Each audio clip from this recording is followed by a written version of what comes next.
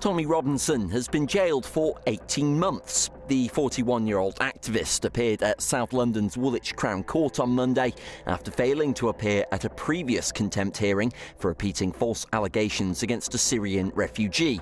Robinson, real name Stephen Yaxley Lennon, handed himself in to police in Folkestone, Kent, on Friday. Speaking during sentencing, the judge warned supporters in the courtroom to remain silent as he read out his closing remarks, labelling Robinson's actions a blatant breach of libel restrictions. He told Robinson that nobody is above the law. A non-custodial sentence cannot be justified, confirmed the judge, before handing down the 18-month sentence. Robinson's comments came despite a 2021 High Court order being in place, banning the activist from repeating the allegations against the refugee who sued him. Excuse me, which media are you from? All of them. I'm freelance. Who are you from? Who are you from? Independent media right here. Who are you from, lads? Come on, you're all journalists. Who are you a journalist for? You? Mate, watch my film. Sorry, they ain't got no. Have any of you watched the film? Is it called silence? Yeah, do you not? Do you know what I mean? Look, this is the problem. Are they silent stuff? None of them will ever report the truth. Will they end up like you if they say anything? This is totally controlled media, yeah? And they know all I've done is report the truth. I've done what you should be doing, yeah? I filled your gap because you're all failures.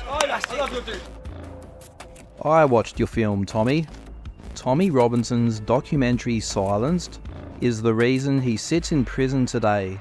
A judge has sentenced him to 18 months in jail for repeating what they say are false allegations against a Syrian refugee.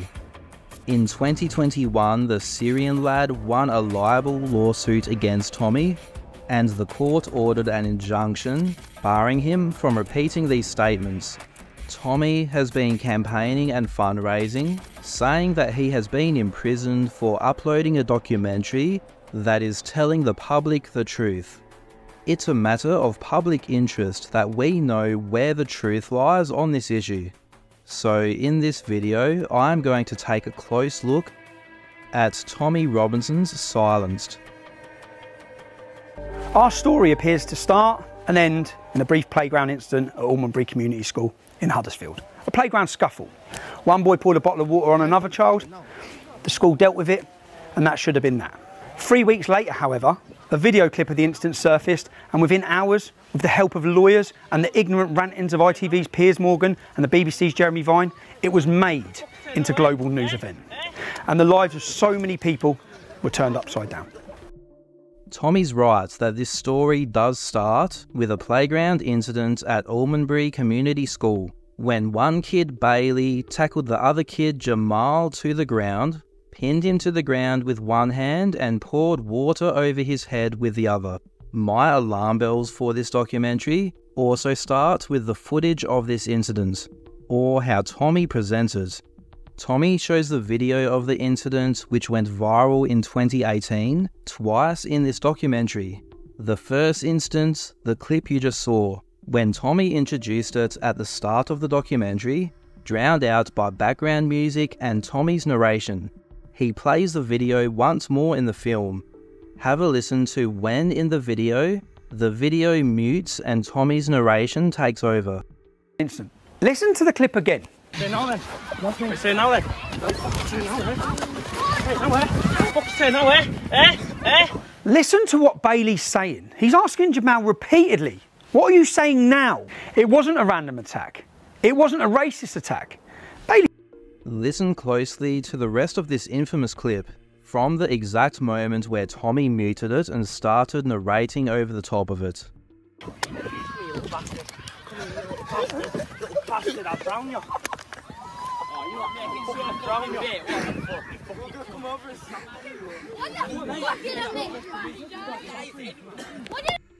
Immediately, even before we get into the statements that the court ruled as defamatory, we can see Tommy using this documentary to blatantly mislead his audience.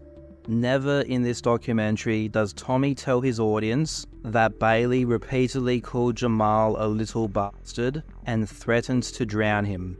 But he had a lot to say about Jamal. Once this video went viral on social media, it became a big news story. And in Silenced, Tommy is extremely critical of how the mainstream media covered it. the story you were told. You were told that a vulnerable Syrian child refugee had been bullied and waterboarded by a nasty white boy. You were told it was a racist attack. You were told of the dangers of far-right extremism. You were invited to agree that this kind of intolerance could not be tolerated. Was he vulnerable? Was it a racist attack? Our evidence shows the answers to both these questions was no. Was the Syrian lad waterboarded? Why was this word used? From what I see, there's a conversation to be had here. The judge in the libel case said that based on the evidence available, he could not conclude that the attack was racial.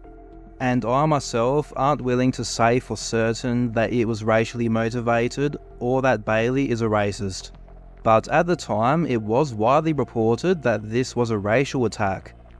Now, if this discussion and these criticisms of the media from Tommy were all we heard from him in silence, he would not be sitting in a prison cell as we speak. He had a lot to say. And I have to prove, I made a video stating that it was a lie, stating that Jamal wasn't innocent and telling some facts about Jamal beating up girls, an instance that I'd been warned about by the members of this community to tell the truth about what happened at this school. Well, there are testimonies from several children who alleged they were being bullied by him. Younger children, little girls, mostly girls. Is Jamal the innocent victim you've been told? He's suing me for defamation for what I've said about him. And I'm finding out after teacher after teacher after teacher, he's far worse than what I said. Far worse. I mean, like, far worse. Not least, it was a response to Jamal's alleged threats to rape Bailey's younger sisters. They're about 9 years old at the time of this. And he was far worse than anything I said. Far worse. It's important to note that Tommy lost the initial lawsuit, not because of this documentary Silenced, which came years later. He initially posted 2 videos on Facebook about the incident. These videos, along with Tommy's Facebook account, are long gone, but there are some transcripts in the judgment which show that these videos included much of the same material, with at times some much stronger language from Tommy than we see in Silenced. Here's some examples. Tommy said he had it as absolute fact that Jamal was involved with some Muslim girls in beating up a young girl, kicking, biting and beating her black and blue. Tommy stated as fact that we now know that Jamal beats up English girls in his school.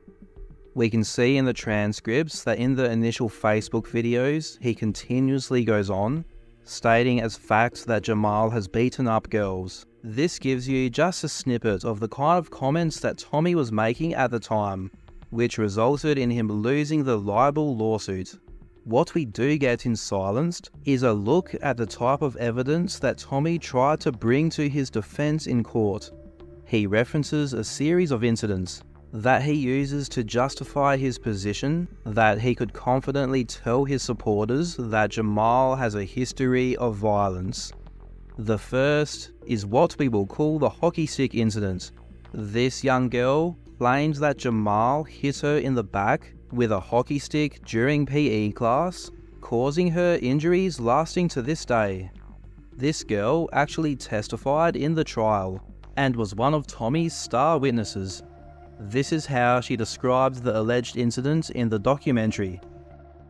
Yeah, basically we were in a PE lesson and we were playing hockey with a teacher called Mr. Cattell, and I had taken the hockey puck off of Jamal because I was on the other team and sent it to the other side of the room where my teammates were, and I then turned around and just felt a really sharp pain in my back, and he'd swung the hockey stick over his head and hit me in the spine with it. Do you think there's any way that could have been an accident? No. It knocked me to my knees. It knocked you to your knees? How long had Jamal been at school when this happened? About 2 weeks. I've had lasting injuries from it. It's caused me to have severe pain in the top of my back, and I'm on medication for the pain. Still now? Yeah. Did Jamal get in trouble for this? Not that I'm aware of. This story of a violent assault surely could have helped Tommy prove in court that it was reasonable for him to tell his audience that Jamal had a history of attacking girls in school. Well, when it came time to look closely at this in court, the details that we learned about this alleged incident are pretty shocking. The girl said that this attack happened while the teacher was in the storeroom, and that there were 20 to 30 other children that were in the class present at the time. Yet, according to Charlie's story, out of all these kids, not one saw the incident or came to help her after this vicious attack took place that left her with lasting injuries. She said in court that she reported the incident to the teacher who was in charge of the PE lesson, yet the school records show nothing to suggest this. If this happened, then the teacher did nothing about it, didn't discipline Jamal, investigate the incident, or even report this serious injury, or even report it to the girl's mother at the time. As an example of what records would be available of such an injury in school, the court saw records of an incident in 2016 where Charlie was struck in the nose with a cricket ball during PE class. The girl suffered a nosebleed from this injury. The school filled out an incident report, which was sent home to her parents. It was documented in a diary for the student, which was kept at the school, which showed that the girl's mother was informed and determined that she would come home for the rest of the day. None of this happened for the vicious hockey stick attack. This really suggests that the teacher who was in charge of the kids for this day was completely useless. But Tommy's team never called him in to say what happened. Here Charlie mentioned the back pain that she suffers to this day, which she says she is still on medication for. I've had lasting injuries from it. It's caused me to have severe pain in the top of my back, and I'm on medication for the pain. Still now? Yeah. Yet, the records of Charlie's GP shows no such records. No records of the medications that she says she was prescribed. The only letter that they could provide from her GP was saying that she has no medical issues. Charlie said that she had undergone X-rays and MRI scans after this injury. There would clearly be a record of this happening, but no such record exists. She claimed that the hockey stick incident was a major factor for her anxiety at school. Yet, her medical records show that her anxiety issues well predate the hockey stick incident, and she never once mentioned it to her emotional health worker or the school nurse. Another boy who appeared in Tommy's documentary and was in this class also testified as a witness in court. He said in court that no other students saw this incident because all 30 of them were looking in the opposite direction at the time. His story of what took place that day didn't even match up with Charlie's. There are no records of Charlie's mother reporting this serious assault to her daughter, to the police, or even the school. The judge determined that he was confident that this incident never happened. It was up to Tommy, after broadcasting this to millions of people, to show the court that it was reasonable for him to believe this happened. With this, he failed miserably. But what about the incident that started all of this and resulted in the initial lawsuit? What we will call the biting incident. A key part of this case is that I reported what I was told. Before my involvement in this story, a mother went online and said her daughter had been attacked by Jamal. I contacted that mother. She sent me images of her daughter. She said her little daughter was beaten by 3 Muslim girls and that Jamal jumped in and bit her daughter on the head. She sent me the images of the bite marks on her daughter's head. I said, can I speak to you? Can I interview you? I rang the mother, but the child was too scared to talk to me. She's scared. Oh no, everyone's scared. This is the incident I mentioned earlier that Tommy covered in the initial 2 Facebook videos. Remember that he said he had this as absolute fact, that Jamal, with a gang of Muslim kids, viciously beat a young girl, biting her and beating her black and blue. Surely, for Tommy to make such strong statements to the million Facebook followers that he had at the time, he must have had strong enough evidence to back this up in court if he needed. Well, for a start, Tommy couldn't bring a single witness to back up this story in court. Not the mother or the girl that Jamal supposedly attacked and bit. All he could bring were these text messages that he exchanged with the mother and these recordings that he made of his conversations with her. We revisited the mother's house to try and get confirmation as to why she backtracked on the story she had put out and the story she had told me. I don't care if you're driving, Tommy Robinson's there. Tell her not to worry, don't worry. He said don't worry. Yeah. So when you put online about Jamal, what was the response to that? What do you mean? I mean, did you receive any... Did I receive threats? Yeah, I did. Jamal's solicitors are using a statement that you made saying that Jamal had nothing to do with it, but was that, I'm asking, was that in response to the threats you received? Yeah. It was, okay. This woman didn't even know that she was being recorded. Tommy never got her consent to broadcast this to his audience. This immediately makes this evidence garbage. It is hearsay and has no strength in court. We will talk about this a bit more later. Not only this, after the initial Facebook post the mother made that initially blew up, she had deleted this post, and after Tommy's first Facebook video posted the following: "It wasn't him, it was the 3 girls. He didn't do anything. This should have not been posted until the full story was told. Delete it now, I don't want my girl's face on anything."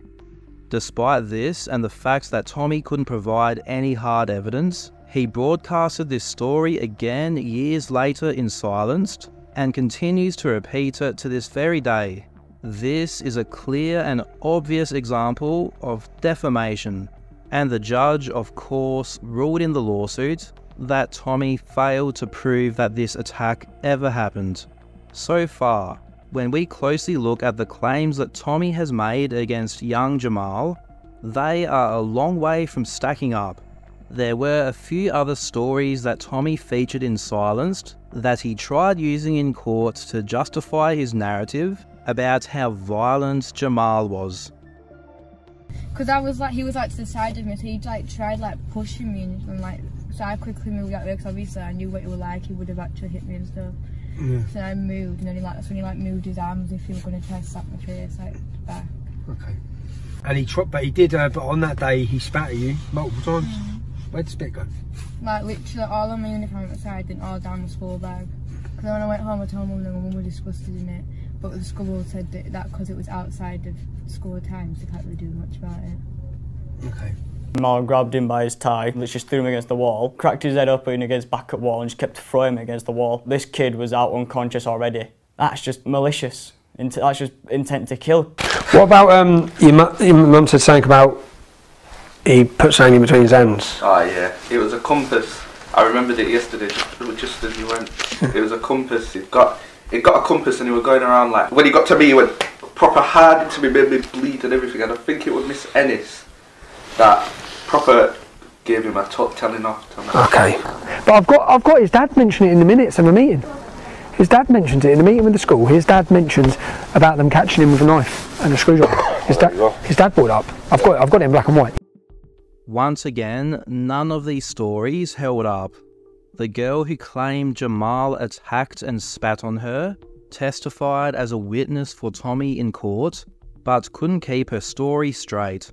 The story the lad told of Jamal viciously attacking a kid by slamming his head into a wall repeatedly until he fell unconscious wasn't even attempted to be backed up in court with witnesses and evidence.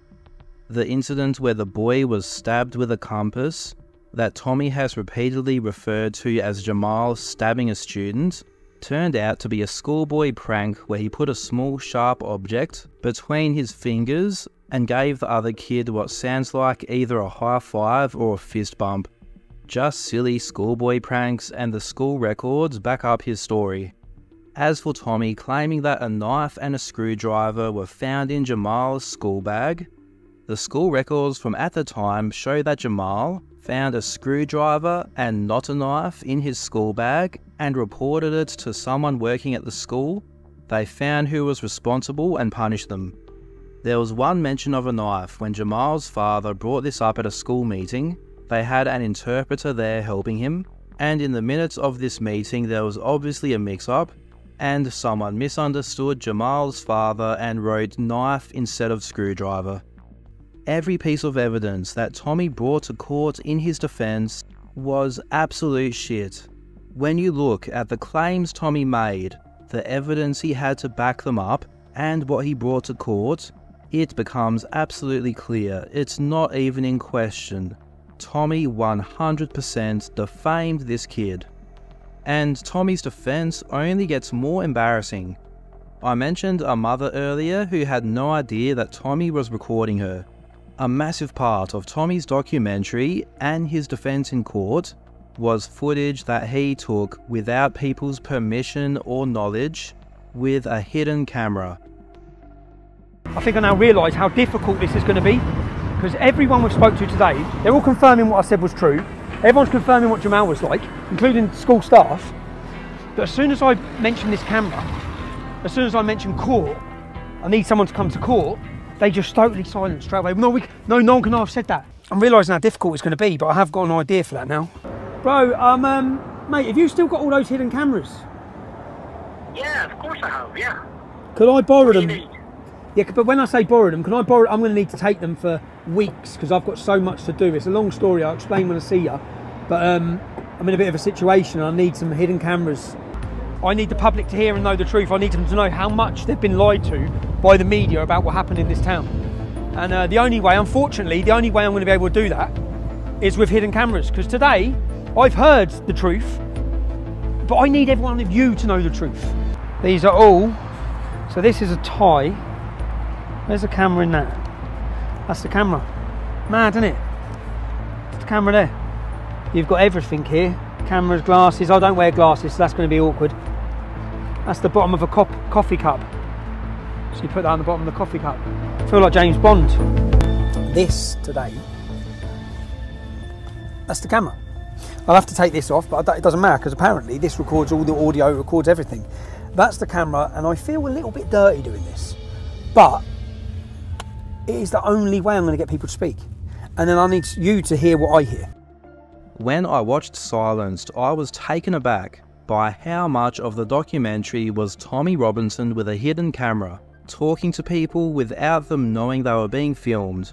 So I counted how much of the hour and 45-minute runtime this footage made up. And no joke, in total there was over 15 minutes of this. Hidden camera footage of people mostly with pixelated faces. In most cases, we have no idea who these people are, or if they had the roles at the school that Tommy tells us they did. He's a nasty little piece of shit. Was he? Yeah. He was quite a violent person. He was a violent person? Yeah. He just rude to him, obnoxious, bloody nasty. No respect for ladies, no respect for girls. Yeah. Expected everybody to bow down to him.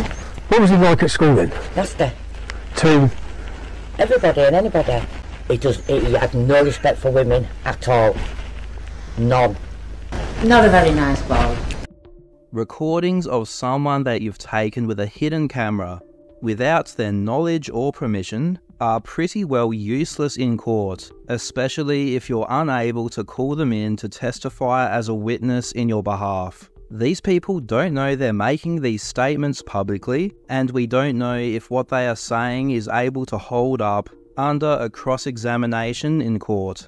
As the judge points out in the ruling, it's hard to know how an individual will act when they are unknowingly making public statements due to being secretly recorded.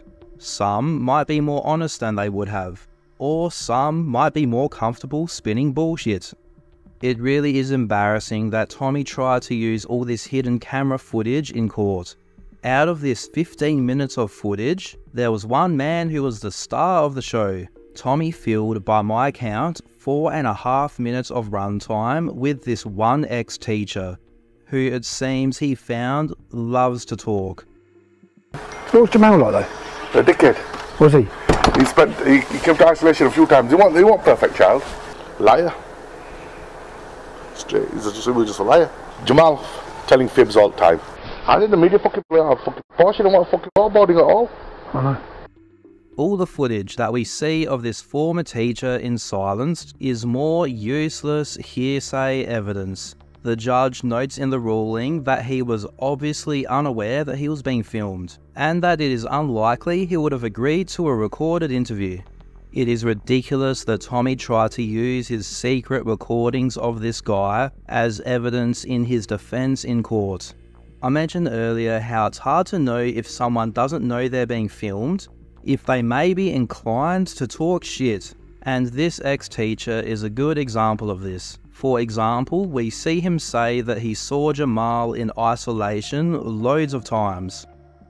He came to isolation a few times. He wasn't perfect child. No. He was betrayed. Well, you know what job I did, don't you? He was in isolation. Yeah. Yeah. In isolation loads of times. Was he? Yeah.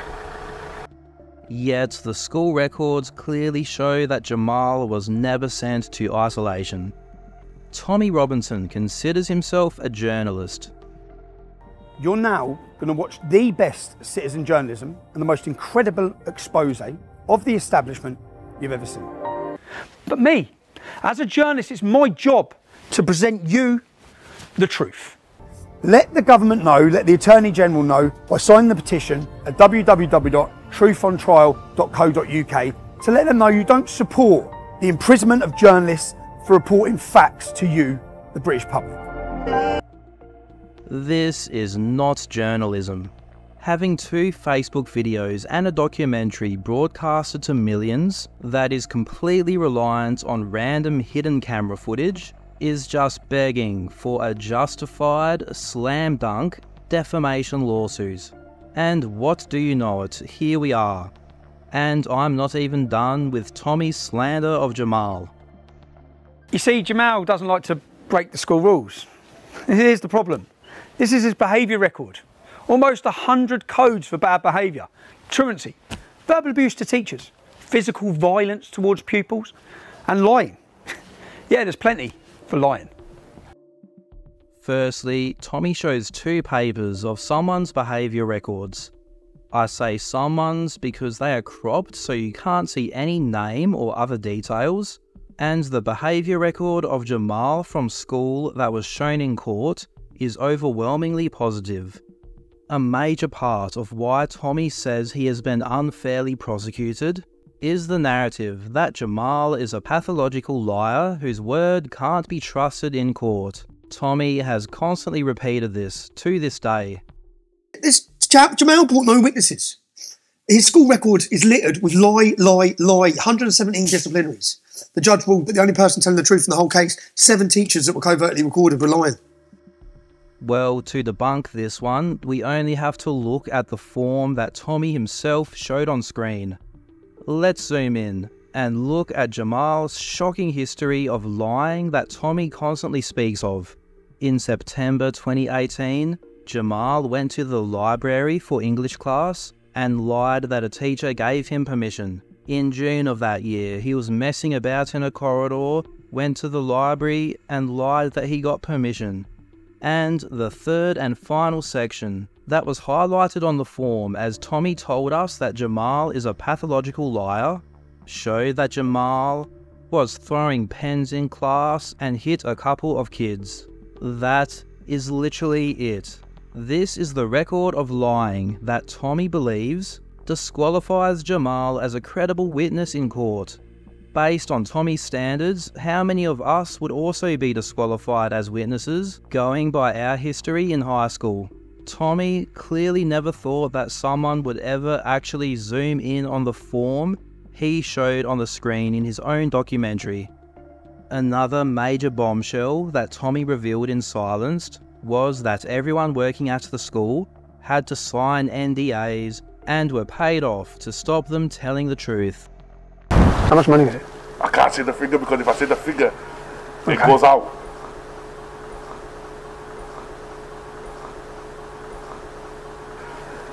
Because, mate, 18. I've just found out, well, the head teacher's told us already that he was blackmailed and threatened. I've just found out of Kumar, he was paid £18,000. Paid, he said, I can't say, shh. I signed, I was paid. I said, paid what? He was paid money by the local council, so he can't tell the truth about what's gone on in that school. They've given everyone non-disclosure agreements. We put in a freedom of information request to Kirklees Council to find out exactly how much they had spent of taxpayers' money to get the silence of their staff. They had spent over £250,000. Nearly £275,000 of taxpayers' money was spent making people remain silent.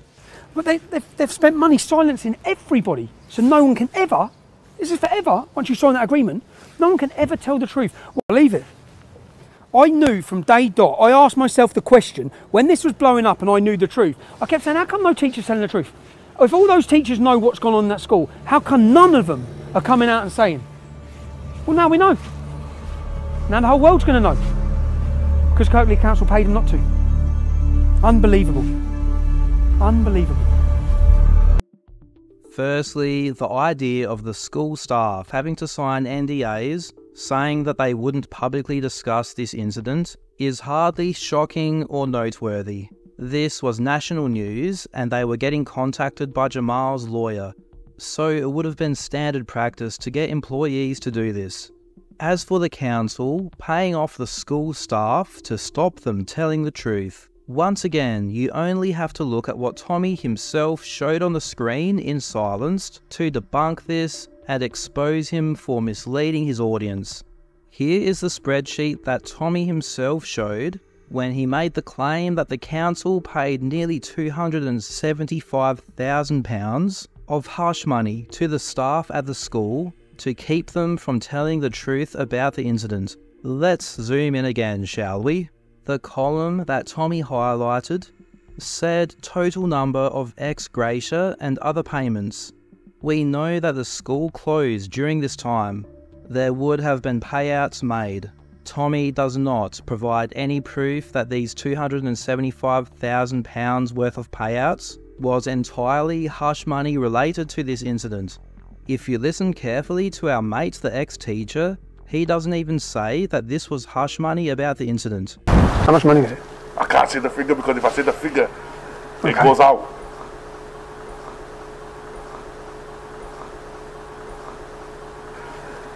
Because, mate, 18. But this is how Tommy spins it. I can give you more examples of Tommy treating his audience with absolute disrespect, blatantly misleading and lying to them. Councillor Shabir Pandor, leader of the council. Just one statement from him, reported in June 2019, telling the National Working Group of Child Sexual Exploitation Response Unit that his authority had moved forward. That's it. They've moved on. This is Tommy referencing an article where a council leader commented on a grooming gang scandal, with Tommy representing it as the man simply saying they've moved on. Well, here is the article that Tommy showed on screen. Not a great title, I'll give you that. But if you actually look at the article, you'll see that the council leader said, Kirklees Council does not shy away from dealing with difficult issues, and those highlighted within the Dr. Peel report shows it is only right that we apologise as an organisation for the failings identified in relation to the two victims. The findings of the report show that at the time, our systems, whilst robust in the majority of cases, still had failings. However, the report from the NWG shows how far we have come in addressing these concerns and how we are sharing intelligence and information across partnerships to help protect those most vulnerable in our society. This does not mean we think we have solved the issue, far from it. There will always be those who prey on the vulnerable, and we and our partners must learn to adapt and evolve in making our systems as robust as possible to identify and help those most at risk. I want to personally thank the victims in their bravery for being part of these reports, in showing the courage needed to talk about and identify those responsible. As Dr. Peel says, they are the heroes of this situation. Now, we must look at the recommendations in these reports and ensure they are acted upon. It is also vital that we and our communities remain vigilant in bringing to our or our partner's attention any signs of similar issues so they can be dealt with swiftly. There was another paragraph of quotes from a different council member, literally in this same article. And according to Tommy, all that was said was, his authority had moved forward. That's it. They've moved on. This shows that during Tommy's documentary Silenced, not only did he repeat the same serious defamatory comments against Jamal, but he can't help himself from telling small unnecessary lies constantly to his audience. But I would portray Paul Bailey was disgusting. It really was. Cool, because that's what I spoke to loads of people who said no, Bailey wasn't a bully. No, he wasn't. He wasn't racist. His mum had a bit of a gob, don't get me wrong, because they used to live up here. Yeah. Bailey wasn't like that. He had two half-caste sisters, so how could he have been with her, you know? But Bailey wasn't racist, that far from it. Yeah. He wasn't a bully, he was a good lad. Oh no. See him along there and he'd always say, oh yeah, no, she was right, you know. But even during... Because he got portrayed, the way the media portrayed it was that Bailey was a horrible racist kid and that Jamal was an innocent little refugee. He wasn't. That far from it. Tommy happily showed this hidden camera, pixel-faced lady talking about how Bailey couldn't have been a racist because he had two half-caste daughters. My question is, why was he happy to share this with his audience, but not mention that Bailey's mother is literally a convicted racist? The mother was prosecuted some years back after spitting on a fish and chip owner and calling him a slur for Pakistanis and a terrorist. For my non-UK based viewers, this word is an equivalent of the N-word in the UK. This is pretty strong evidence that Bailey's mother is a racist. Do I think this guarantees that Bailey is a racist and the attack was racially motivated? Not necessarily. But why did Tommy not once in his hour 45-minute documentary share this relevant information with his audience? Now, there's one part of the documentary where I feel like Tommy had a point. The lawyers who were initially representing Jamal got this Antifa member to serve Tommy with the papers, and the guy seems like a genuine nutcase. And who is this Antifa extremist hired to come to my kid's home? Keep watching. Okay folks, we're here in Salso. I'm about to, me and Murphy are about to pop off.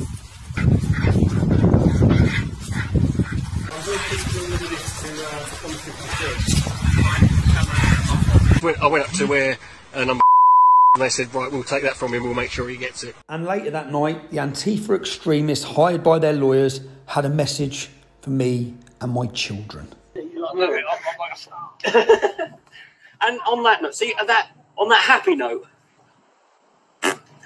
oh, by the way, Tommy, I am going to mince your kids, mate. Let's have a look. Tommy showed pretty clear evidence that this guy was in fact arranged by Jamal's lawyers to drop off the papers and doxed his family home in the process. While saying that he was going to mince Tommy's kids, Tommy also showed a bunch of old, insanely racist and anti-Semitic tweets from this guy that should have automatically been disqualifying for the lawyers to consider him getting involved. This part of the story was so mental that I thought I had to bring it up as a matter of balance. I'm not sure what the law firm were thinking, but this only gave Tommy ammunition. During the documentary, Tommy made his way to a hotel where he says that Bailey and his family were put in when they started receiving a ton of death threats. Rather than deal with a threat, they moved Bailey and his family to a place of safety.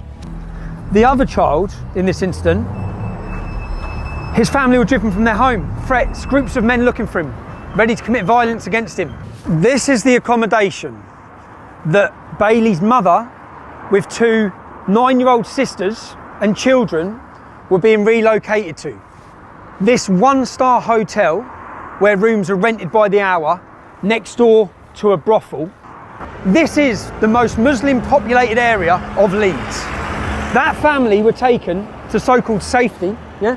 surrounded by mosques in what is a Muslim ghetto, yeah? Which is why... There's no evidence that I can see that the authorities moved Bailey's family into this hotel. We would have to take Tommy's word for it, which I think I've well established we should never do. Of course, as a comparison, Tommy showed us a hotel that is being used to house newly arrived asylum seekers. This is the hotel. This is, I believe, a 4-star hotel. It's totally full of illegal immigrants. This is across the country, so the point to make is that illegal immigrants come here, young fighting age men, not families, not children, and this is where councils house them. Let's have a look. Tommy is lying in this segment, just blatantly. Tommy repeatedly says that these hotels are housing illegal immigrants. A very quick fact checks show that this is clearly untrue. This chain of hotels, called Britannia, is part of a program to provide accommodation for asylum seekers. These are not illegal immigrants. He also says that these are luxury 4-star hotels. This is bullshit. The chain of hotels has been voted the worst in Britain. There's been controversy about these families having to stay in disgusting conditions. Hello, boys. How you doing? Do you mind if I ask, what country are you from, lads? Iran. Iran? Yeah. Iran, okay. Yeah, Iran. Kurdistan, Iran. Okay, no, that's cool, man. I'm just seeing. Is the hotel full? Yeah. Yeah, full. You enjoying it here? Yeah. Nice hotel, nice food. Nice hotel, nice food. Yeah, healthy food. Healthy food. It looks like a nice hotel. Yeah, how many people are in here? I think we're 200. 200. Lots of children? My eye problem, I think I have the little children. No children? My non-children. No, not many children, no. Not many children. But it's a nice hotel. Nice hotel. Nice hotel. It is a nice hotel. And if you look at where the other family were being housed in Beeston, and you compare it to this 4-star hotel, nice food, as our friend says. Tommy does not care about the truth. He only wants to push his agenda that will rile up his audience and keep them donating. As an example, after Tommy earlier mentioned that this hotel doesn't house children, only fighting age males, he tries to push an answer out of this guy to reinforce this. If you listen carefully, the man in broken English says mine no children, obviously misunderstanding the question and trying to communicate that he doesn't have children. But Tommy quickly rushes to say that the man said not many children, while showing a subtitle to suggest that this is what the man said. Lots of children? My eye problem, I think I have the little children. No children? My non-children. No, not many children, no. Not many children. But it's a nice hotel. Tommy Robinson could not care less about his audience. He will say anything to keep them angry and giving him money. Tommy spent the most part of the last 5 years defaming this kid. It's not in question. If you take even the slightest look at it, you see that it's one of the most blatant cases of defamation we've ever seen from any public figure. And he just won't stop. He's continuing to fundraise relentlessly off the back of the idea that he has been sued, prosecuted and imprisoned for telling the truth. What this means, based on the facts of the matter, is that Tommy, in my opinion, is scamming his audience. This is a blatant case of fraud, plain and simple. If you're watching this and you've donated to Tommy based on the idea that he's being attacked for telling the truth, I believe you are at the very least entitled to a refund. Tommy himself brought my attention to his documentaries some months back, when I made a post on Twitter criticising him for accusing Andrew Tate's victims of accepting thousands of dollars to make their accusations. He posted this video as a reply to my post. Just watch my Hope Not Hate documentary, mate, over the expose. It shows that they paid Jada Fanson £20,000. That's not, if you watch the whole interview, you're watching a little clipped, edited version. If you watch the whole interview, I wasn't talking about Andrew Tate's victims being paid any money. So, I was talking about Panorama, why I don't believe Panorama, because I know that Hope Not Hate act as a me as a middle source to pay people to lie on Panorama. Panorama then give you, the public, the news. And if you watch my Panodrama expose, I prove all of that as well. So, have a good day. I'm yet to have a look at this Hope Not Hate documentary he speaks of, but this was him inviting me to check out his documentaries. He just might come to regret this.